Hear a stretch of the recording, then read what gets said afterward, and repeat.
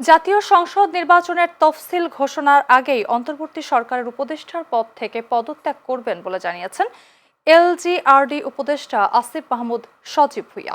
নির্বাচন করায় মনস্থির করলে সরকারের উচ্চ পর্যায়ের সঙ্গে আলোচনা করে সিদ্ধান্ত নেবেন বলে জানান তিনি।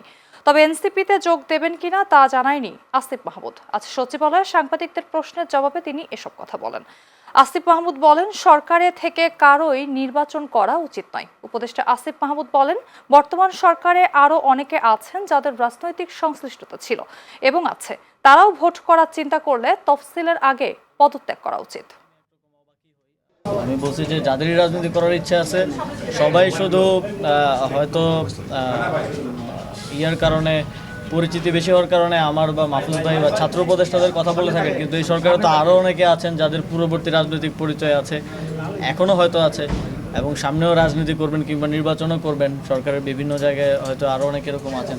আমি মনে করি যে সবারই তফসিলের আগে পদত্যাগ করা উচিত একটা স্বচ্ছ এবং সুষ্ঠু কোনো প্রকার প্রভাবমুক্ত নির্বাচন আয়োজনের জন্য।